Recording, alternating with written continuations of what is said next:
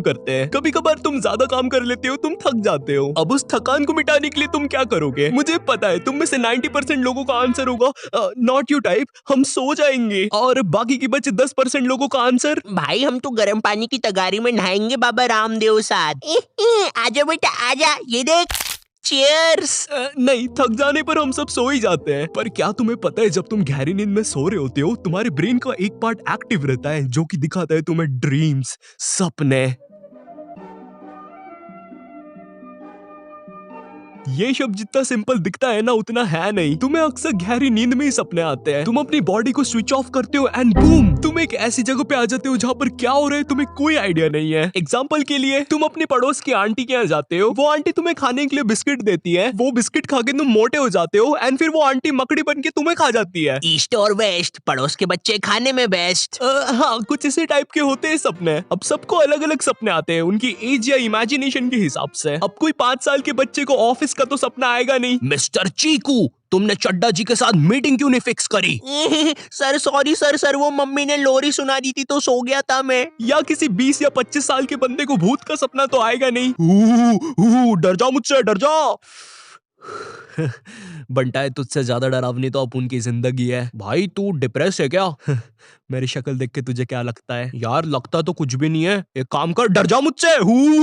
तुम्हें सपने तुम दिन भर क्या करते हो उस हिसाब से आते हैं। सपोज दिन में तुम किसी लड़की से मिले, तुम पूरा दिन उसके बारे में सोचते हो और रात में तुम्हें उसी का सपना आ जाता है। अच्छा सपना। या तुमने दिन भर किसी भूतिया दादा की वीडियोस देखी और रात में वही भूतिया दादा तुम्हारे सपने में आ गया। नहीं, बुरा सपना। बट ये ऐसे सपने होते हैं जिनके कैरेक्टर्स तुम रियल लाइफ में देख चुके हो। बट कभी कभी तुम्हें इतने अजीब सपने आते हैं जिनका कोई मतलब ही नहीं होता। इस बात से शायद तुम थोड़ा रिलेट कर पाओ। जब तुम बुखार में सोते हो तुम्हें बहुत अजीब सपने आते हैं। एग्जाम्पल के लिए, तुम और अमिताभ बच्चन दोस्त होते हो और तुम दोनों ने डायपर पहना होता है और तुम दोनों मिलके पूरी ज़ॉम्बीज़ की सेना को हरा देते हो और लास्ट में तुम दोनों नाचने लग जाते हो खई के पान बनारस वाला पे। ओ खई के पान बनारस वाला। अब तुम लोग के दिमाग में एक बात आ रही होगी कि नॉट यू टाइप, ना हमने अमिताभ बच्चन को देखा, ना हमने ज़ॉम्बी की पिक्चर देखी, तो इस सपने का मतलब क्या है? तो मैं तुमसे कहना चाहूंगा, मुझे नहीं पता, क्योंकि कुछ सपने होते ही अजीब है यार। हम लोग नींद से उठने के बाद अक्सर हमारे सपने भूल जाते हैं या हमको 90% सपना याद नहीं आता है। तो क्या इसका मतलब हम सब गजनी पिक्चर के आमिर खान है? क्या था वो सपना?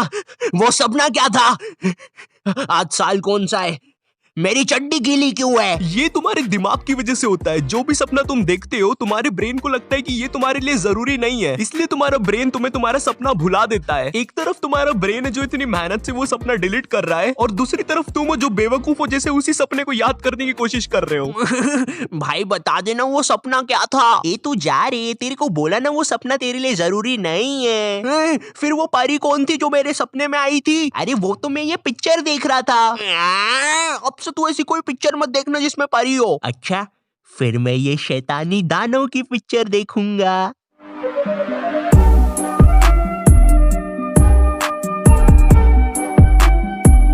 तुम लोग ने सुना होगा कि सुबह के सपने सच हो जाते हैं। सुबह के क्या? भाई तू क्या दिन में खड़े खड़े सपने देखता है क्या? भाई तू क्या उल्लू उल्लू है क्या? उरुरु उरुरु। भाई लग गई ना तेरे को मिर्ची। 2 मिनट में सच बात बोलती तो दिन में कौन सपने देख सकता है? प्रेमोनिशन ड्रीम्स, ये वो सपने होते हैं जो सच हो जाते हैं। मतलब तुमने सपने में देखा कि तुमसे एक सैंटा मिलने आया है, तुम सो के उठे और सच में तुमसे एक सैंटा मिलने आया है, मगर वो सैंटा तुम्हें चाकू मार देता है। मगर क्यों? बट ये क्या, ये तो एक सपना था। तुम फिर से नींद से उठते हो, सैंटा से मिलते हो और जैसी सैंटा तुम्हें मारने वाला होता है, तुम सैंटा का हाथ पकड़ लेते हो और उसे मारने जाते हो, लेकिन सैंटा हट के फिर से तुम्हें मार देता है। मगर फिर से क्यों? पर ये क्या, ये तो फिर से एक सपना था। तुम फिर से उठते हो, सेंटा से मिलते हो, सेंटा से बचते हो, सेंटा को मारते हो, सेंटा से फिर से बचते हो और सेंटा को जैसे ही मारने जाते हो, सेंटा फिर से बच के फिर से तुम्हें मार देता है। मगर फिर से क्यों? अरे भाई, लेकिन ये भी एक सपना होता है। देख मैंने कितना सही समझाया। हाँ ठीक ही है, ऐसा बोल देता ना, ऐसे सपने जो आपको आपका फ्यूचर दिखाए। चल मेरे साथ, मैं बताता हूँ। नहीं भाई तू बहुत पकाता है यार। ये बोला ना चल। तो मित्रों, ये ऐसे सपने होते हैं जो सिर्फ 17 से 33% लोगों को ही आते हैं। वैज्ञानिकों का कहना है कि इसमें आप आपका भविष्य देख सकते हैं आपके सपने के माध्यम से। तो मित्रों, अगर आपको भी ऐसे सपने आए हैं तो कमेंट करके जरूर बताएं। तुम दोनों भागो तो यहाँ से। धन्यवाद मित्रों, सब्सक्राइब करें। अभी चलना साले ज्ञानी। मैंने कभी भी प्रेमोनिशन ड्रीम एक्सपीरियंस नहीं किया। तो ये कहानी है आज से 2 साल पहले की, जब मैं 12th क्लास में था और मेरे बोर्ड्स चल रहे थे और मेरे बायोलॉजी के पेपर के एक दिन पहले की बात है ये। उस दिन मैं तुम्हें बता नहीं सकता मैं कितना ज्यादा स्ट्रेस में था। अगर उतना स्ट्रेस मैं मेरे कैरेक्टर पे ड्रॉ करूं तो मेरा कैरेक्टर कुछ ऐसा दिखेगा। हाँ, ये था मैं उस दिन। तो एग्जाम के कारण मैं बहुत ज्यादा टेंशन में था और उसके साथ साथ मेरी कुछ पर्सनल चीजें भी थी।